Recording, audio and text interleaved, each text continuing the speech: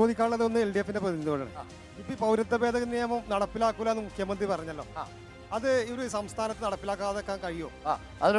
വേറെ ഒന്ന് പറയാനുള്ളത്, ഇപ്പൊ അവിടെ പറഞ്ഞു ഈ ദേശീയ പദവി നഷ്ടപ്പെടുന്ന CPM മത്സരിക്കുന്നതിന് വേണ്ടി മുസ്ലിം ലീഗിന് ദേശീയ പദവി ഉണ്ടോ? ലീഗിന് ദേശീയ പദവി ഉണ്ടോ? അവര് മത്സരിക്കണ ഈനാം വെച്ചേക്ക് മരപ്പട്ടിക്കാണോ? ദേശീയ പദവി അല്ലാത്ത മുസ്ലിം ലീഗ് ഇപ്പോഴും കോടിച്ചിരത്തിലാണ് മത്സരിക്കണത്. ഇതൊന്നും യാതൊരു അടിസ്ഥാനം ഇല്ലാത്ത സംസ്ഥാന പാർട്ടി ആയതുകൊണ്ടാണ്. ഇവിടെ ചേട്ടാ പറഞ്ഞോ. പറഞ്ഞതിന് മറുപടി സംസ്ഥാന പാർട്ടി ആണെങ്കിൽ ചിഹ്നം ഉണ്ടാവും ആ സംസ്ഥാനത്ത്. ദേശീയ പതാകയ്ക്ക് വേണ്ടിയിട്ടാണ് ഒരു മത്സരം, ദേശീയ പതാകയ്ക്ക് വേണ്ടി. അപ്പൊ കോണി നമ്മള് അല്ലെങ്കിൽ നമ്മുടെ പതാക ഇമ്പോർട്ടന്റ്. അടുത്ത പ്രാവശ്യം എല്ലാവർക്കും മത്സരിക്കാൻ പറ്റുമോ എന്നുള്ളതാണ് പ്രശ്നം. തെരഞ്ഞെടുപ്പ് അടുത്ത പ്രാവശ്യം നിരോധിച്ചാലോ, തെരഞ്ഞെടുപ്പ് നിരോധിച്ചാലോ ഒരു പക്ഷം കിട്ടി. അതെ, കൊടി മാത്രമല്ല വിരൽ പോലും ഉയർത്താൻ പറ്റൂല. അതാണ് പ്രധാനപ്പെട്ട ചോദ്യം. യെസ്, പറഞ്ഞോ. ഇപ്പൊ പറഞ്ഞു, സംസാരിച്ചു. ഇന്ത്യൻ പാർലമെന്റിലേക്ക് തെരഞ്ഞെടുപ്പ് 1.5 കോടി ആളുകളുടെ കാര്യത്തെ കുറിച്ചാണ് പറയുന്നത്. BJP ആകെ ഉയർത്തുന്നത് മനുഷ്യരെ ഭിന്നിപ്പിക്കുക, ഹിന്ദുത്വം പറഞ്ഞിട്ട്, മതം പറഞ്ഞിട്ട്, വേറെ രാജ്യത്തെ ജനങ്ങളെ ബാധിക്കുന്ന പ്രശ്നവുമായി ബന്ധപ്പെട്ട് എന്താ പറയാനുള്ളത്? കഴിഞ്ഞ കാലത്ത് പറഞ്ഞ കാര്യം 2 കാര്യം ചോദിക്കാം. ഒന്ന്, 50 റുപ്യക്ക് 1 ലിറ്റർ പെട്രോൾ കൊടുക്കുന്നത്, അത് 1/2 ലിറ്ററാക്കി മാറിയിരിക്കും. 1/2 ലിറ്ററും കിട്ടാത്ത സ്ഥിതിയാണ്. രണ്ടാമത്തത് 15 ലക്ഷം റുപ്യ പിന്നോക്കക്കാരുടെ അക്കൗണ്ടിലേക്ക് വരുന്നത്, അതും വന്നിട്ട് 2 കോടി തൊഴിൽ, 2 കോടി തൊഴിലവസരങ്ങൾ. ഇതൊന്നുമില്ല. ഇതിപ്പോ UDF-ഉം പറയണില്ല. എന്താ അറിയോ? ഇവരൊക്കെ കൂട്ടുകച്ചവടം ചെല്ലുമ്പോൾ ഭരണം വേണം UDF-ന്റെ ആളുകൾക്ക്. കാരണം എന്താ അറിയോ? ഇപ്പൊ ലീഗിന് എവിടെ പോയാലും ഭരണത്തിനൊപ്പം നിൽക്കണമെന്നുള്ളൂ, അതിനപ്പുറത്തേക്കൊന്നുമില്ല. കാരണം എന്താ അറിയോ? കഴിഞ്ഞാൽ നമ്മൾ ഒരുമിച്ചാണ്. ഒരുമിച്ചായിക്കോട്ടെ, ഞങ്ങൾ പറയുന്നത് എന്താ അറിയോ? അവർ ഒരു നിലപാടിന്റെ അടിസ്ഥാനത്തിൽ കൃത്യമായി പറയുന്ന പാർട്ടിയാണ് CPM.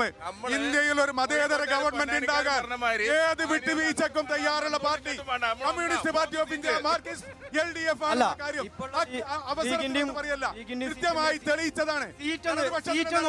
ഇപ്പോൾ സീറ്റ് നോക്കാം. CPM-ന് എത്ര സീറ്റാണുള്ളത്? ഇപ്പൊ എത്ര MP ആണുള്ളത്? CPM-ന്റെ നിലപാടാണ് പ്രശ്നം. ഇടതുപക്ഷ നിലപാടുകൾ വളരെ പ്രശ്നമാണ്. കോൺഗ്രസ് ഇന്ത്യ ഭരിക്കുന്ന പറയണത് കോൺഗ്രസിനുള്ളത്, 2 സീറ്റാ മുസ്ലിം ലീഗിനുള്ളത്.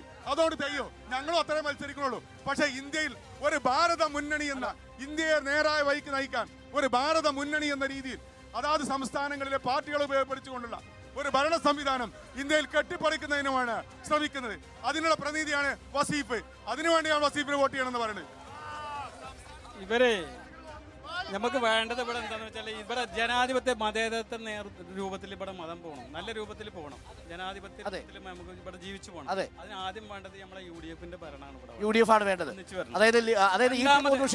ഇടതുപക്ഷത്തിന്റെ സുഹൃത്തിനോട് പറയാനുള്ളത് എന്താന്ന് വെച്ചാലേ, വൈകുന്നേരം ആയിക്കഴിഞ്ഞാൽ കുറച്ച് ആൾക്കാർ ഈ ചാനലിൽ വന്നിട്ട് തെറ്റ് ശരിയാക്കി ന്യായീകരിച്ചിട്ട് ഇങ്ങനെ പറയച്ചിട്ട് പറയുന്നുണ്ട്. എന്താണ് ഇതെന്ന് ഒന്നും മനസ്സിലാകുന്നില്ല.